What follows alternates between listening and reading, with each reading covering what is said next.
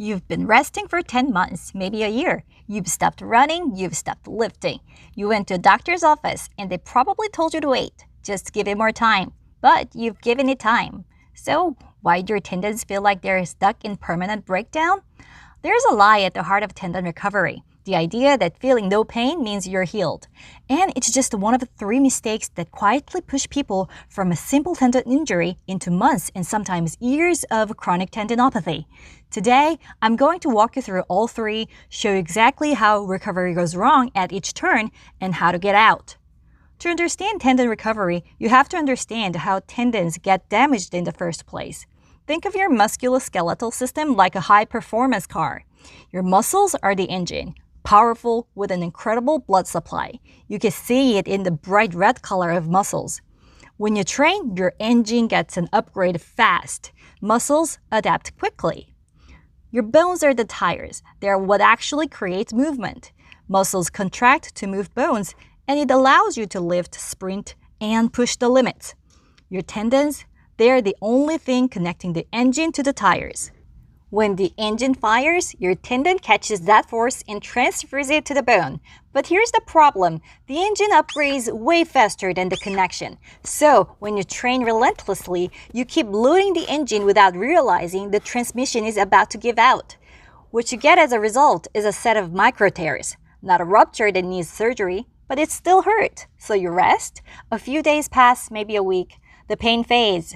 You go right back to your normal training. This is mistake number 1, and it's the first step toward chronic tendinopathy. In the world of tendons, pain is a terrible indicator of healing. Pain gone just means the first part of recovery is complete, not the whole thing. There are 3 phases of tendon recovery. Phase 1, inflammation. This is the emergency phase. Your body sends in the cleanup crew. You feel pain, swelling, sometimes redness. But this phase is actually short. Phase 2, repair. This is when the pain disappears and the reconstruction begins.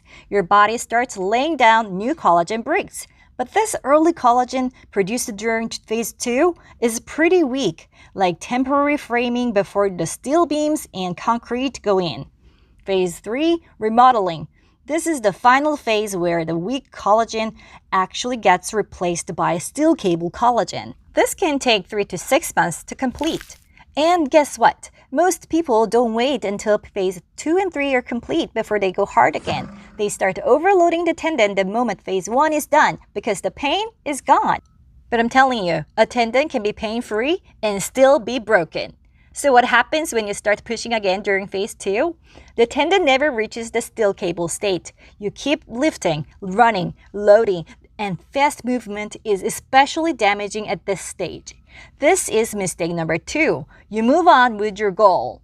I completely understand why it happens. If you trained hard enough to get a tendon injury, that says something about your character. You were building momentum, the weights were climbing, the miles were stacking up, and you don't want to lose that. Stopping feels like starting over. There's also the identity piece. You're someone who shows up.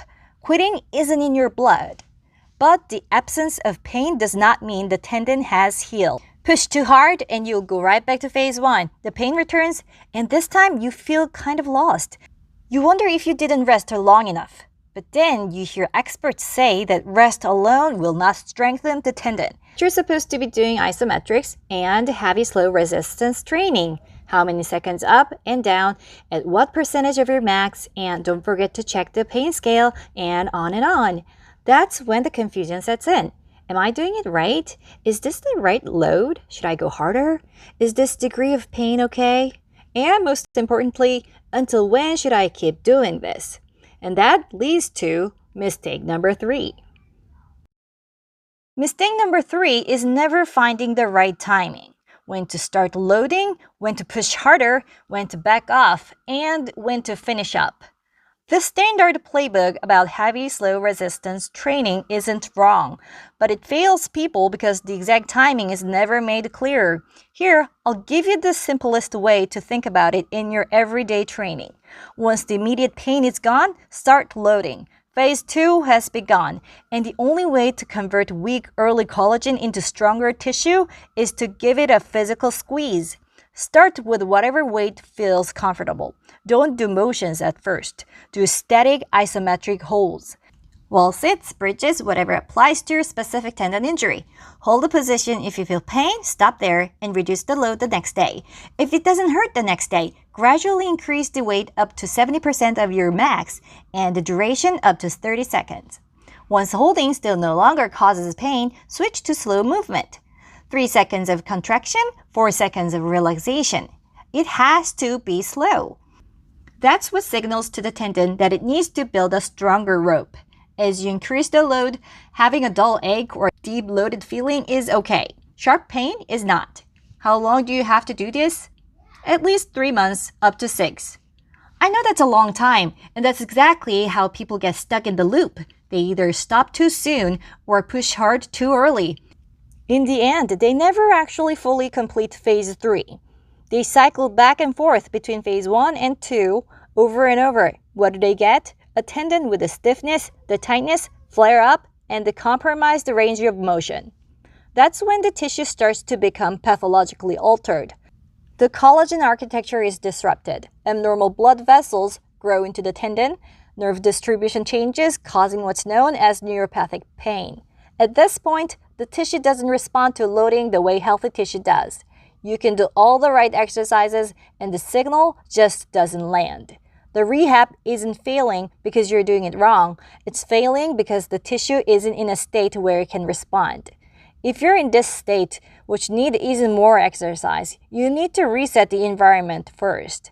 This is where I bring in the biohack I use for patients who have had ongoing tendon problems for years. I'm talking about electroacupuncture. I call it a biohack because it does something that external approaches like massage, heat, or standard physical therapy simply cannot. The biggest difference is that a needle reaches the tendon itself. Think of it as going directly into the abandoned construction site and breaking the pathological state from the inside. With precise electrical current, it shifts what's been stuck in chronic tendinopathy, the stagnant blood flow, overactivated pain signals, and the low-grade inflammation driving the stiffness, the tightness, all of it. But I want to be clear, electroacupuncture does not heal the tendon. The tendon heals itself through proper rehab.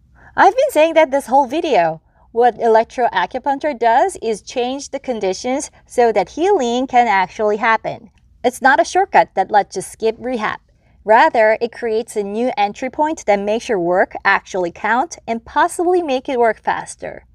If you've been hurting for years, I know how frustrating this is. Most people stay stuck in this cycle because they fundamentally misunderstand how pain and tendon healing actually work.